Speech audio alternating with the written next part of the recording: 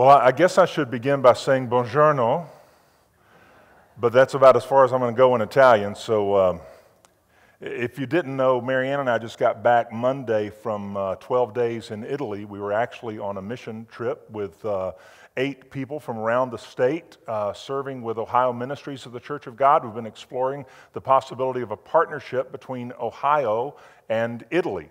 And I know it's kind of interesting. Some of you are like, well, wait a minute, a mission trip to Europe. I've had people actually laugh at me when I said that, because I think we have some idea about what a mission trip is like, and we think that it's more about, building huts than it is building people. But if you remember, our mission in the world is to share the good news of Jesus Christ so that people can be reconciled in relationship to Him. And we think of Europe, sometimes we think of that as the place, especially in Italy, where Christianity was somewhat legitimized, and we think about all the churches and the monuments and things like that. I just need to remind you that buildings and monuments are not the family of God. The family of God consists of the people who are followers of Jesus Christ, who have been reconciled in relationship, who are living out their lives in that relationship with God through Jesus Christ and bearing out that mission in the world. And when you think about the church that way, then you begin to realize that Europe is very much an unchurched part of our world. In fact, some of the places that we typically think about for mission, Africa, China, Latin America, over the last number of years, our efforts at evangelism have been exploding at unprecedented rates in those areas, while it's been on a severe decline in places like Europe and Australia, New Zealand, Canada, even increasingly here in the United States. So we've been exploring a partnership to support and encourage the Church of God in Italy.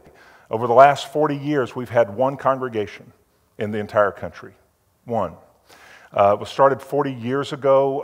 Over the last 20 years, it's seen a fair amount of decline, and then recently begun to see a little bit of growth and some new life there. And the church exists in Italy near Rome under some pressures that it's hard for us to imagine here, but some pressures that I think we can learn a lot from, because I think it's a model of what our future is increasingly headed toward as we minister here in the United States. Over the last 2 years, 2 new churches have been planted, so we now have 3 congregations in the nation of Italy, and we had the privilege of worshiping with all 3 of those, with meeting with the pastors, with the leadership. Pastor Lavaglio is the tiny little man in the back.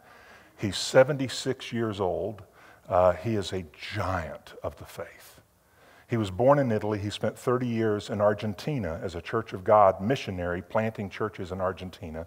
And then about a decade or so ago, he moved back to Italy. He became part of the church in Ostia, but he couldn't stand it. This 76-year-old man is the one who has planted the 2 additional congregations in the last 2 years. Let me tell you what life is like for Pastor Lavaglio and his family. Every Sunday evening, they meet in the town of Treviso, just outside Venice, in a rented facility. It's kind of a rundown community center in the middle of a neighborhood. They meet upstairs in an old gym. Now, Powell family, it looks nothing like the beautiful setting of Liberty Tree Elementary School. This is kind of a rundown place. On a Sunday night, they set up the sound system.